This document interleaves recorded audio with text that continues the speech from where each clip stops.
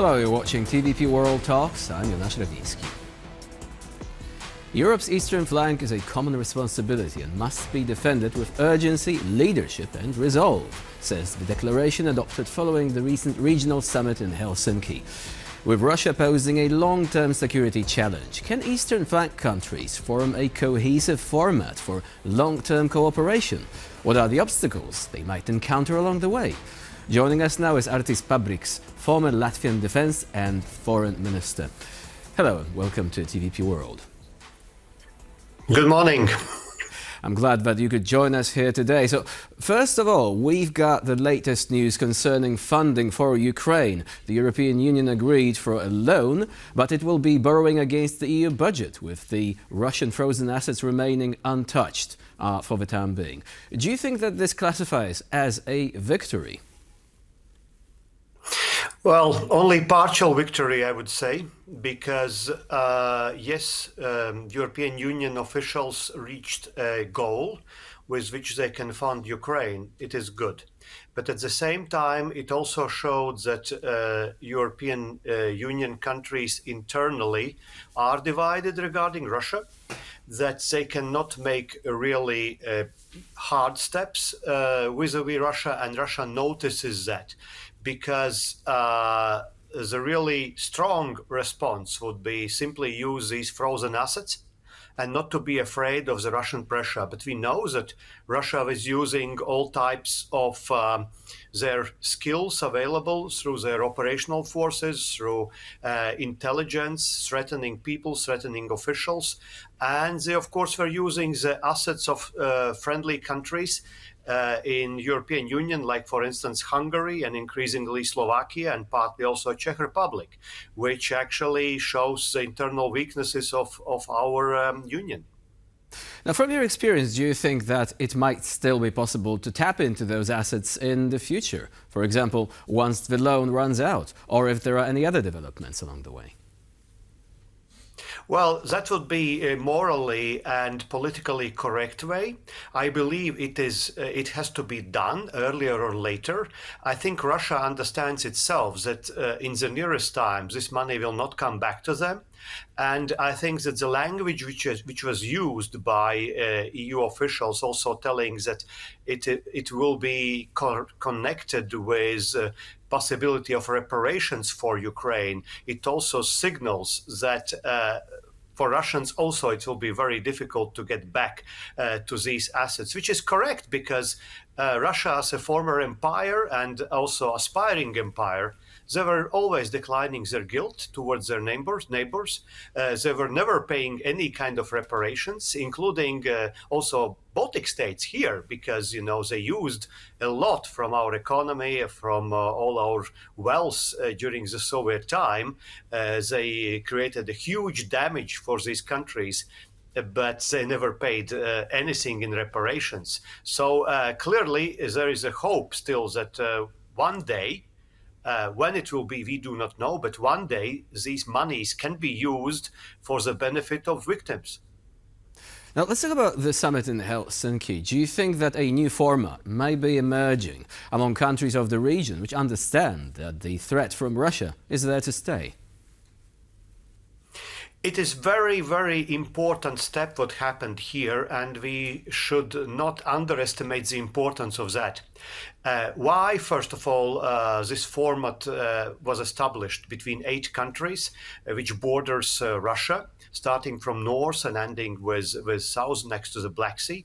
It is because we all understand, despite of political rhetorics, that after the announcements of current leadership in United States, the reliance on Fifth Article and reliance on transatlantic security is actually deteriorating. It is becoming weaker. Secondly, the imperial ambitions of Russia and appetite is increasing, and totalitarian countries, Russia, North Korea, Iran, also China, they are consolidating their powers. So there is no possibility for security vacuum in our region. And we also know the history of 1939, 1940, when, like now, different type of negotiations of security guarantees and peace talks happened between Britain, Germany, France, avoiding actually to discuss those things with such countries as Poland or Latvia or Estonia or even Finland, which led to the huge war, which means that as a result of weakening NATO alliance, strengthening of totalitarian countries which are waging war against us, these regional countries, which actually possesses a relatively huge amounts of deterrence and armed forces, and they have the similar assessment of threat, they must unite. That's a plan B, basically, within NATO. And please understand me correct, it is not something against NATO. It is not something which is alternative, but within the framework of NATO, consolidation of military and political cooperation is a must if we want to avoid the war. So let's talk about individual aspects of what you said in turn. First of all, transatlantic security. Do you think that it is really becoming weaker, or is it perhaps becoming selective?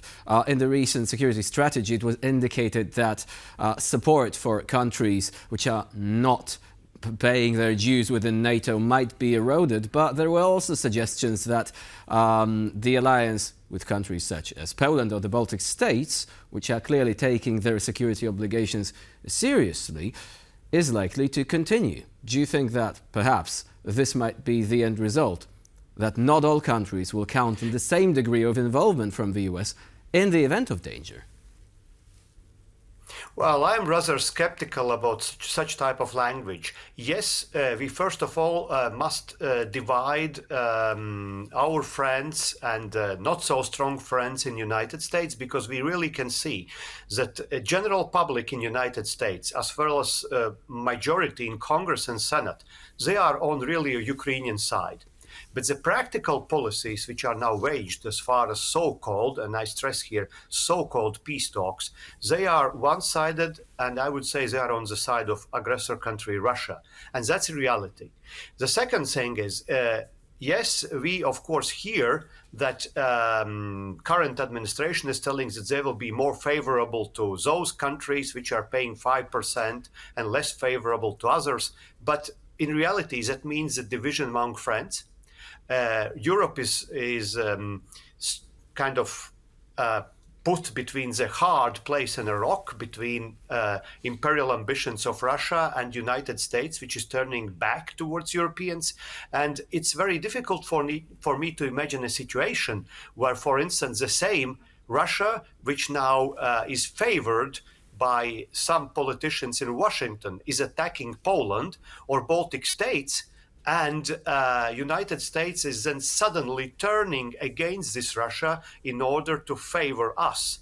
So, of course, on political level, presidents and ministers and others which want to have a great relationship with current administration, they will tell all the good words. But in practice, I would call it as a really decreasing trust among each other, decreasing trust among allies, which Putin and current leadership in Kremlin is really using against Europeans, because we can see the language which Putin now affords to use against Europeans.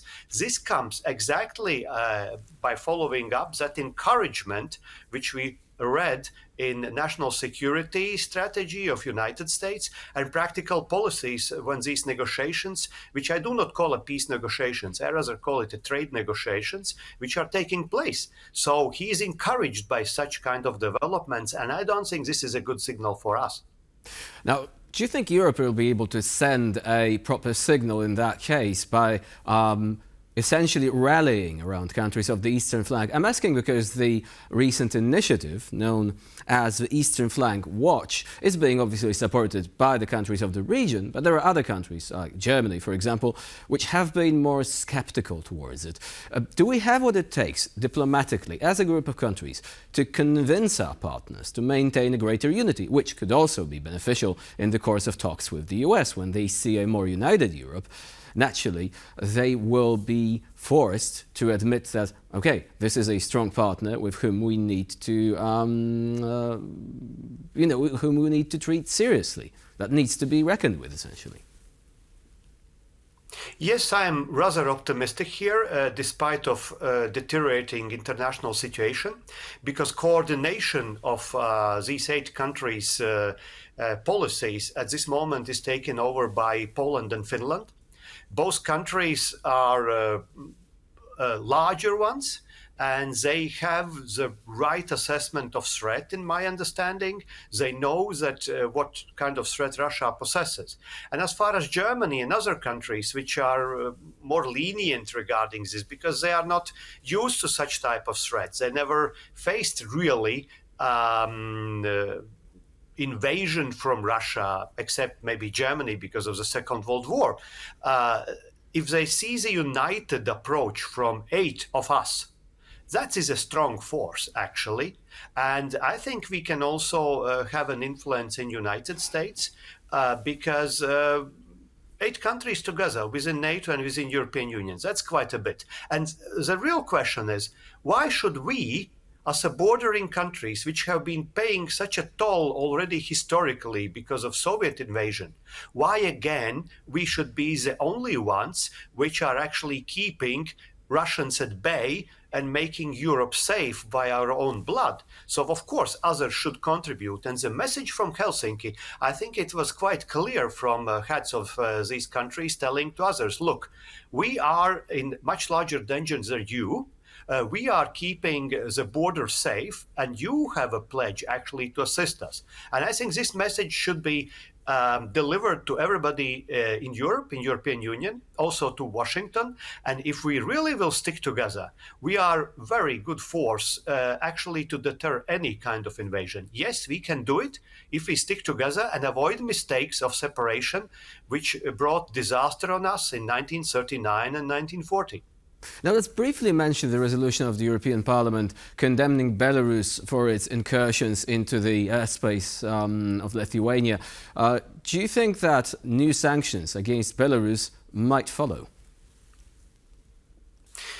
Well, I think that sanction policies in Europe and globally against Russia and Belarus was always double-edged, because with one hand we were taking away, with the other hand we were giving. Because, look, there are still a lot of businesses and a lot of politicians who hope that situation somehow, maybe by itself or by God's will, it will improve vis-a-vis Russia and Belarus, and we will come back to business as usual. I would say that currently we must prepare for longer standstill, because situation will not improve. The aggressive mood will remain there. Belarus is basically under the control of Russia. And my personal suggestion would be that as much as possible, Europeans should cut all the ties with Russia and with Belarus. And it includes, for instance, such things as tourist visas. We still did not agree in European Union to ban Russians or Belarusians traveling in our continent, because imagine situation where Russian soldiers are killing Ukrainians in Donbass, then taking holiday at the beaches of Italy together with us and drinking wine there. It's morally degrading, and it's politically wrong, simply. So as far as Belarus, I would say if we could see any kind of realistic improvements or alternatives that Belarus could become again an independent country and not a vassal state of Kremlin regime, then we could try to improve relationship with them and lift sanctions. But currently, we basically should treat them as a one. Artis Pabriks was our guest today here on TVP World. Thank you very much for joining us and for sharing your insight. Thank you. And I'm Jonasz Rewiński. You're watching TVP World. Please do stay with us.